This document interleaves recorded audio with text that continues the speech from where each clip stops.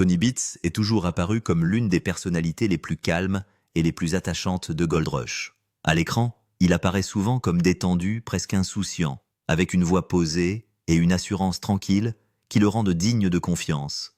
Mais sous cette apparence calme se cache un homme aux instincts aiguisés à l'intelligence commerciale et à la compréhension profonde de la façon dont l'argent fonctionne vraiment dans le monde brutal de l'extraction de l'or.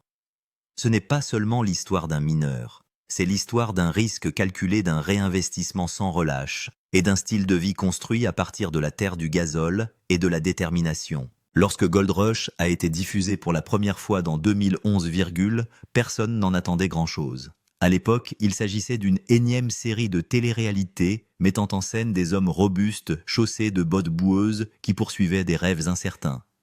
Peu de gens pensaient qu'elle deviendrait l'un des plus grands succès de Discovery Channel. Encore moins imaginaient-ils qu'elle marquerait un tournant dans la vie de Tony Beats. La série suivait les opérations d'extraction de l'or à travers le Klondike et au-delà exposant les téléspectateurs au travail brut, dangereux et épuisant nécessaire pour extraire l'or du sol gelé. Au fil des saisons, les téléspectateurs sont devenus accros. Les personnalités semblaient réelles, les risques aussi. Et Tony Beats est rapidement devenu impossible à ignorer. Parler de la ruée vers l'or sans évoquer Tony Beats serait presque une erreur. Il n'était pas un simple mineur dans la série, il en est devenu l'une des figures emblématiques.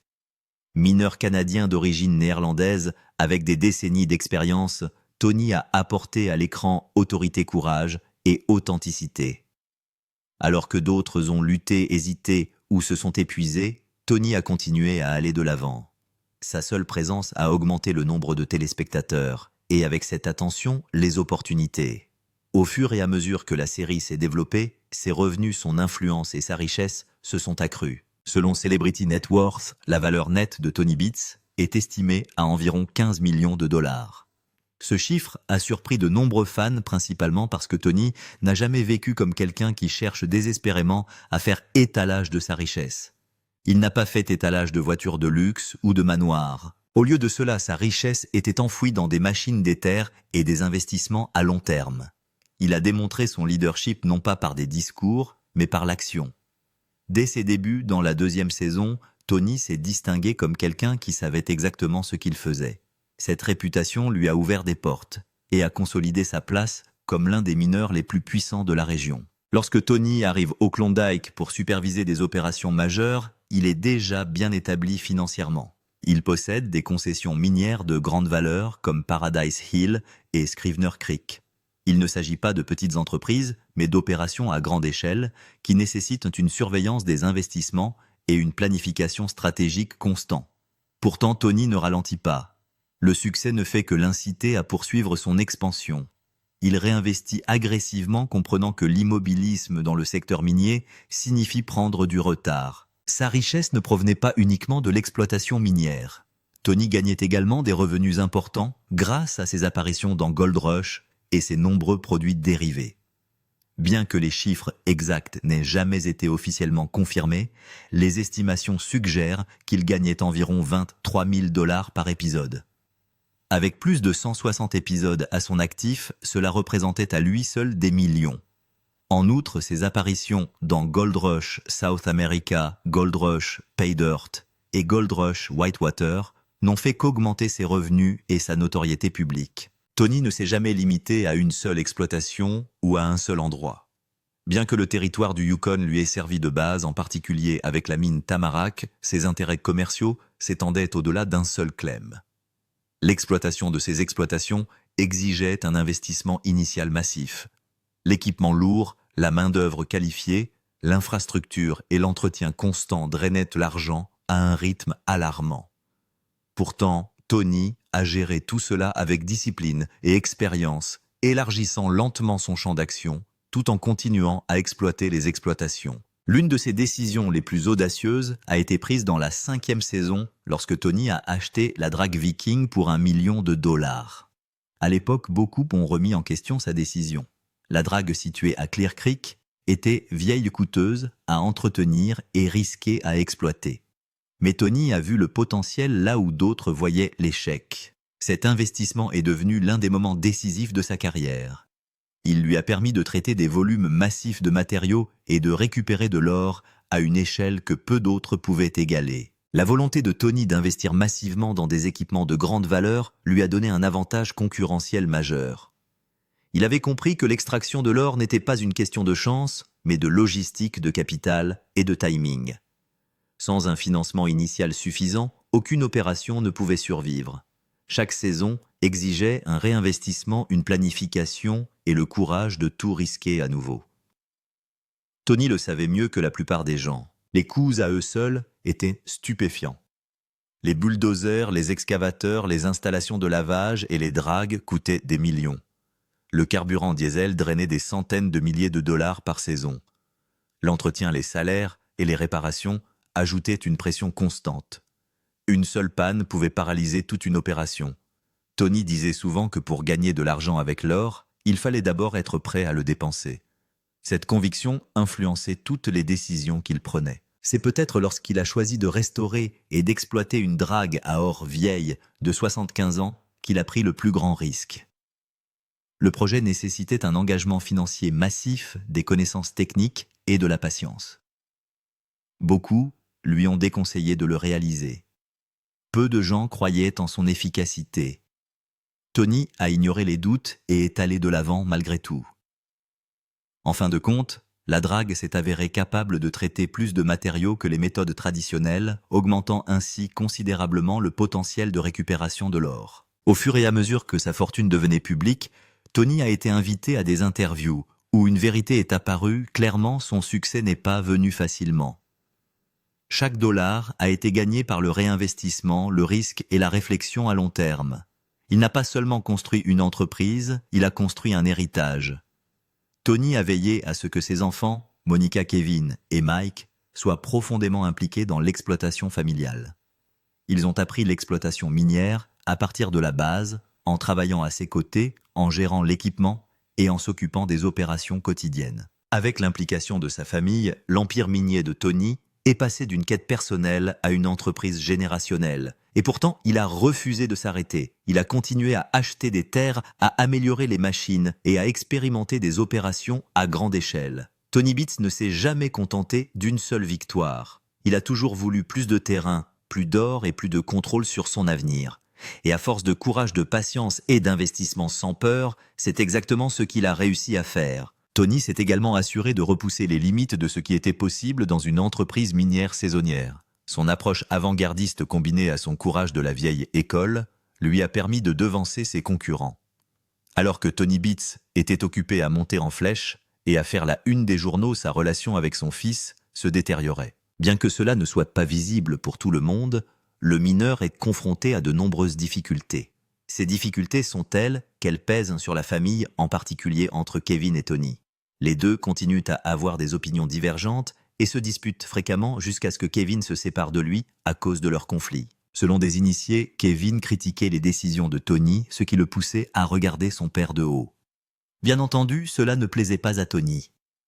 Pendant un certain temps, Tony a donné à Kevin une chance de faire ses preuves. Il le fait en lui louant un terrain. Il négocie un accord équitable en vertu duquel Tony reçoit 10% des redevances générées par son fils aîné. Malgré tout, Tony lui prête du matériel qui pourrait l'aider à voler de ses propres ailes. Il voulait que son fils apprenne les ficelles du métier et se construise par la même occasion. Pendant que Kevin suivait ses cours, Tony s'est concentré sur ses autres opérations. Son opération principale a bien démarré avec Indian River, ce qui lui a permis d'obtenir une première récolte de 50 000 $, battant ainsi le record du plus grand nombre d'or au cours de la première semaine d'une saison.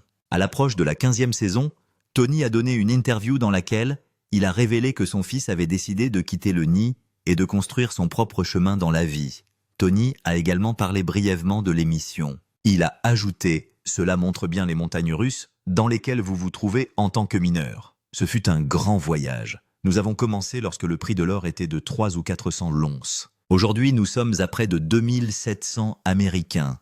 Le prix n'a cessé d'augmenter. C'est un grand succès. Avant cette saison, Tony a dû faire face à de nombreux défis, ce qui a rendu la saison difficile pour lui. Les gens pensaient qu'il n'aurait pas pu faire la saison 15, mais cela n'a pas été le cas. Nous avons eu un peu de répit avant la dernière saison. Nous avons pu souffler un peu. Au début de cette saison, nous avons fait des ajustements et réorganisé certaines choses. Nous nous sommes installés dans l'Indian River.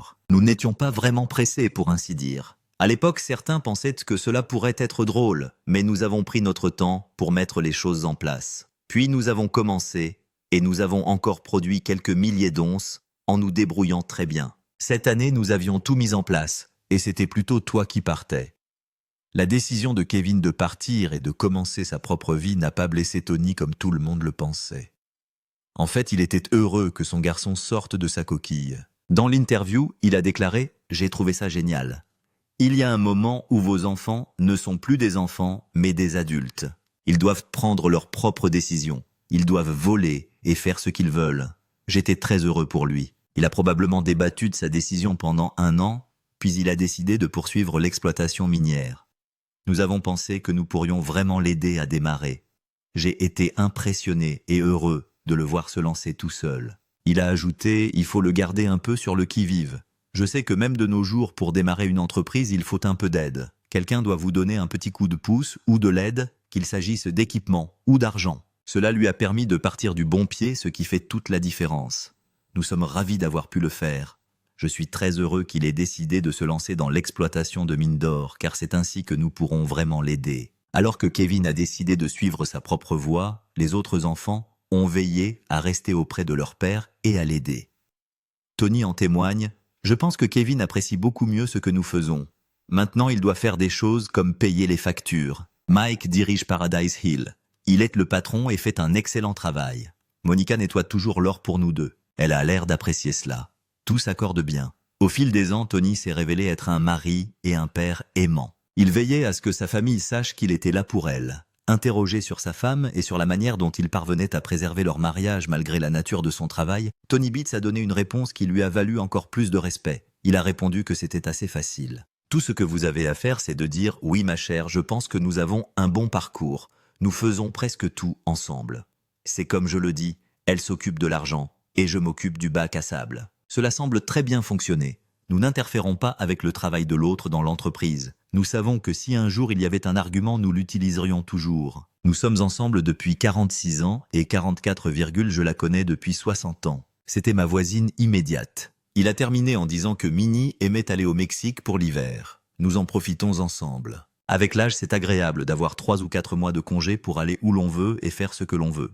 Je pense que Minnie aime surtout aller au Mexique. Alors heureuse épouse, heureuse vie. La vie était belle et parfaite pour Tony Beats, jusqu'à ce qu'il commence à avoir des problèmes avec la justice et d'autres membres de l'équipe. Cela a failli l'affecter, mais Tony n'a pas été perturbé. Jetons un coup d'œil à quelques-uns de ces scandales. Vous appréciez toujours cette vidéo? N'hésitez pas à laisser un commentaire pour que nous le sachions. Les scandales. La vie de Tony Beats se déroulait sans problème, jusqu'à ce que des choses différentes commencent à lui arriver. Alors qu'il continuait à monter en flèche, la vie avait d'autres projets pour lui. En avril 2025, une rumeur a circulé selon laquelle un tribunal aurait condamné Mike et Tony Beats à la prison à vie. Quoi, êtes-vous choqués d'entendre cette nouvelle? Pas seulement vous, de nombreux fans de Tony ont également été stupéfaits. Voyons voir s'il y a du vrai dans cette histoire. Après que la rumeur a commencé à circuler, les lecteurs de Snopes ont cherché des informations sur cette affirmation et elle a gagné du terrain sur des plateformes comme YouTube et TikTok. Par exemple, le 2,2025 avril, une vidéo YouTube a été publiée à propos de Tony Beats et le titre est « Tony Beats et Mike Beats de Gold Rush condamnés à la prison à vie ». Les gens se sont précipités pour regarder la vidéo et elle a recueilli 210 000 vues en peu de temps. Avec ce genre de vidéo, beaucoup de gens ont cru que Tony était en prison. Les choses ont empiré pour Tony lorsqu'une autre rumeur a commencé à se répandre au sujet de sa famille. Il y avait des rumeurs selon lesquelles la famille avait des problèmes avec la justice, mais rien ne s'est passé en réalité. Alors que certains utilisateurs des médias sociaux ont accepté ces affirmations telles quelles, d'autres ont demandé des sources ou ont tenté de les démystifier. Après une enquête approfondie, il s'est avéré que ces informations étaient un gros mensonge. Tony et Mike n'ont pas eu d'ennui avec la justice et n'ont pas été condamnés à la prison à perpétuité. Les vidéos diffusées ne révélaient pas des événements réels, mais présentaient des histoires fabriquées de toutes pièces pour attirer l'attention, générer des clics et encourager l'engagement sur les médias sociaux par le biais de partages et de mentions « j'aime ». Ils ont ciblé Tony Beats parce qu'il était devenu une personnalité connue à l'époque. Les gens regardaient facilement des vidéos dès qu'il était question de Tony Beats. Sa célébrité a failli le ruiner. Cependant, beaucoup de ses fans ont pris sa défense et se sont assurés de faire savoir qu'il n'y avait pas d'arrestation, de condamnation ou de problème juridique concernant Tony Beats. Différents analystes ont déclaré que cette rumeur s'inscrivait dans une tendance croissante de canulars sensationnalistes visant des personnalités connues de la télé-réalité. Pour ne rien arranger, de nombreuses vidéos n'étaient pas détaillées et parfaites. Le 10,2025 avril, l'une de ces vidéos a été diffusée.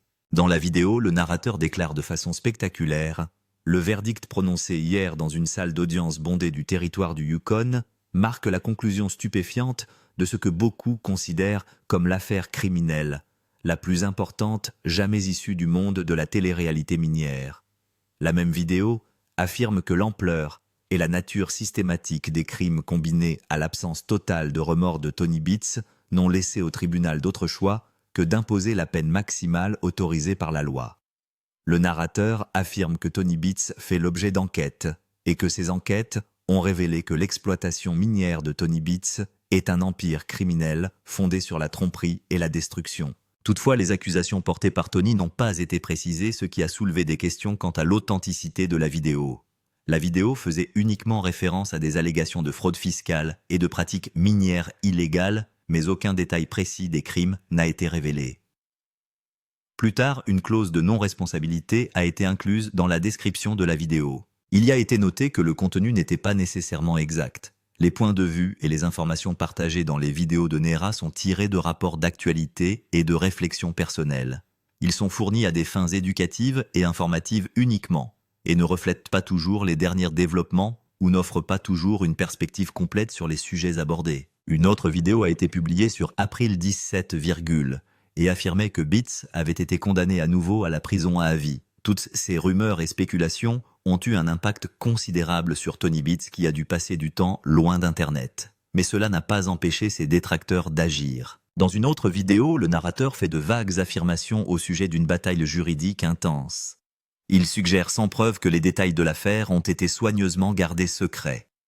Plus tard, le narrateur pose une série de questions suggestives destinées à accroître l'impression de mystère entourant les affirmations fabriquées. Il s'est demandé ce que Tony et Mike avaient fait exactement pour se retrouver dans cette situation. Étaient-ils impliqués dans des activités illégales ou y a-t-il eu un ensemble d'événements plus complexes qui les ont menés à leur perte? À mesure que la nouvelle de leur condamnation à perpétuité s'est répandue, les téléspectateurs et les adeptes de la série roués vers l'or se sont retrouvés avec plus de questions que de réponses.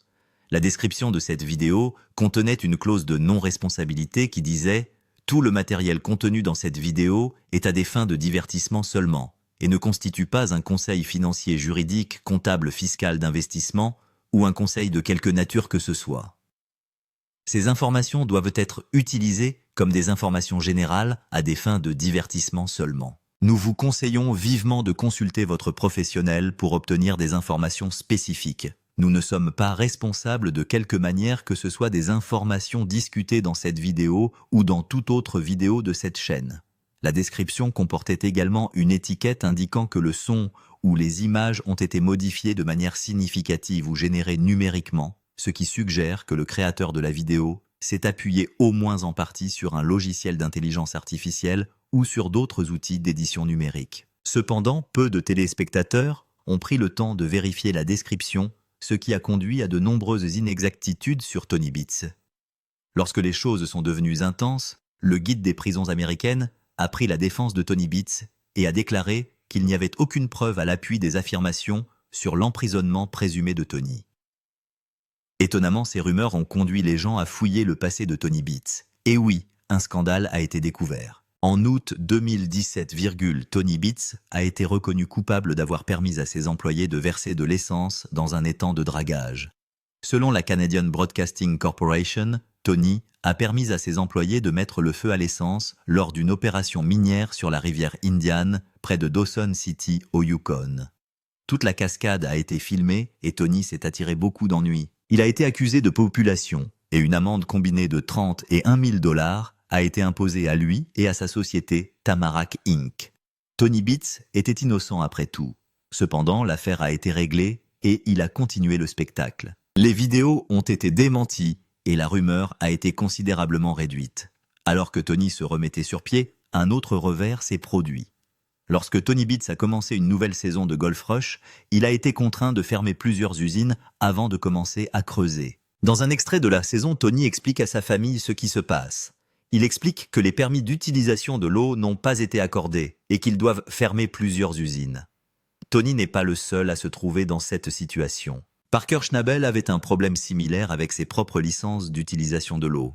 À l'époque, en Alaska, si vous n'aviez pas de permis valide pour puiser de l'eau d'une source locale pour faire fonctionner vos machines, l'usine ne pouvait pas fonctionner. La saison a été difficile pour eux tous, surtout pour les enfants de Tony. Monica, Kevin, Mike et les membres de l'équipe n'ont pas apprécié la nouvelle, mais Tony a clairement fait savoir qu'il s'en fichait. Il leur dit qu'ils devront payer une amende de 20 000 $ par jour s'ils n'obéissent pas à ses instructions.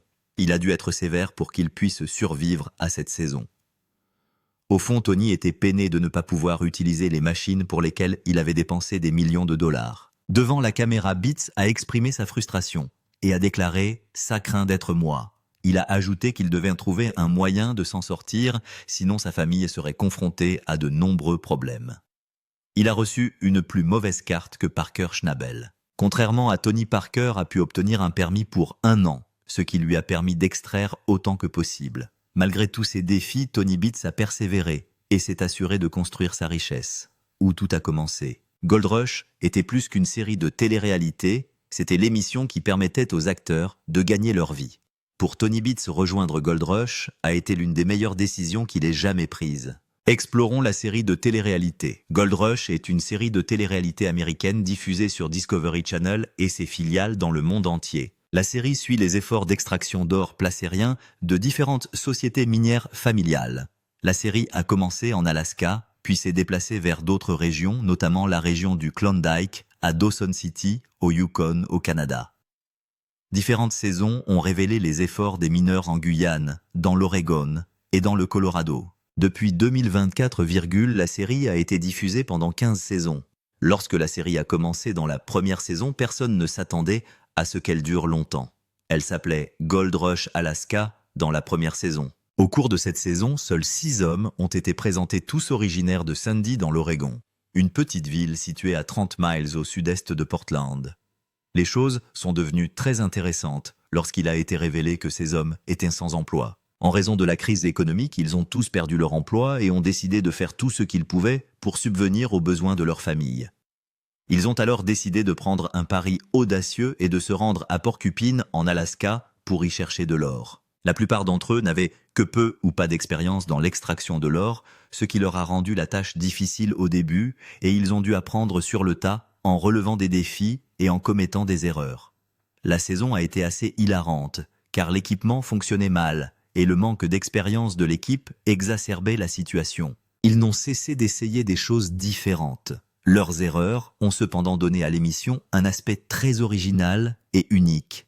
Elles ont également attiré l'attention des téléspectateurs qui voulaient savoir comment tout cela allait se terminer. Au cours de cette saison, l'équipe a élaboré un plan pour l'exploitation à ciel ouvert d'un site près de Porcupine Creek. Aussi beau que soit leur plan, ils ont été perturbés par la suite. Pendant ce temps, Jack Hoffman était à la recherche d'une ancienne chute d'eau qui, espérait-il, contiendrait une grande cachette de pépites d'or. En sa faveur, l'équipe décide d'abandonner ses désirs et son plan initial. Au milieu de la saison, le propriétaire de la concession Earl Foster envoie Dakota Fred, un mineur expérimenté, pour améliorer l'efficacité du site. Malgré les efforts héroïques de fin de saison, l'équipe ne parvient pas à atteindre un rythme et à couvrir ses frais. À la fin de la saison, l'équipe avait récupéré 14,64 onces d'or, ce qui représentait beaucoup pour eux-mêmes s'ils n'avaient pas encore atteint leur objectif. Après la fin de la première saison, l'émission a continué et ils ont commencé la deuxième saison. Dans la deuxième saison, l'émission a été rebaptisée Gold Rush. La saison commence avec Todd qui manque un paiement de bail sur Porcupine Creek. Pendant ce temps, Dakota Fred Hurt achète la concession du propriétaire Earl Foster.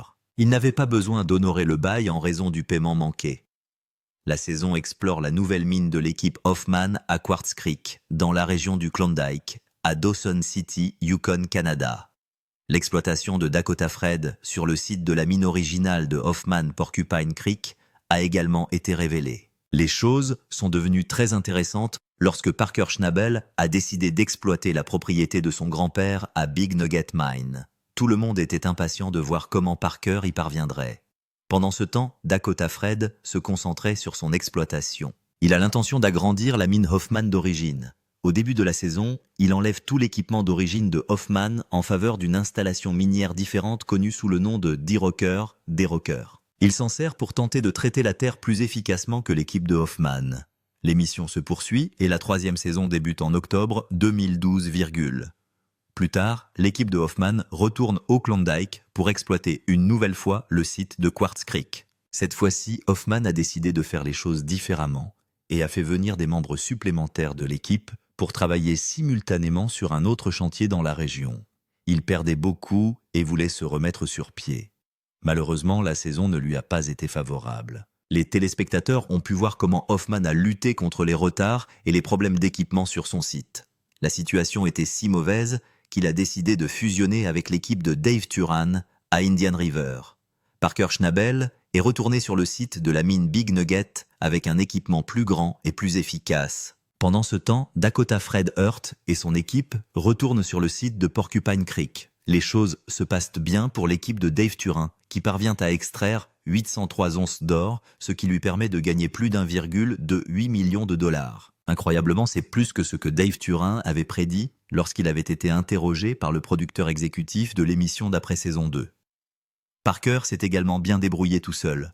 Il a pu extraire 192 onces. Dakota Fred a également extrait 163 onces d'une valeur de plus d'1/4 million de dollars chacune. C'est un énorme succès par rapport à la première saison où aucune équipe n'avait récupéré plus de 50 onces d'or. L'émission a continué et les gens l'ont adoré. Que pensez-vous de Tony Beats? Après avoir regardé cette vidéo, le respectez-vous davantage? Que pensez-vous de la ruée vers l'or? La série de télé-réalité en vaut-elle la peine? Laissez vos pensées dans les commentaires. Si vous avez aimé cette vidéo, likez, partagez et abonnez-vous à cette chaîne. Avant de partir, regardez les autres vidéos affichées sur votre écran.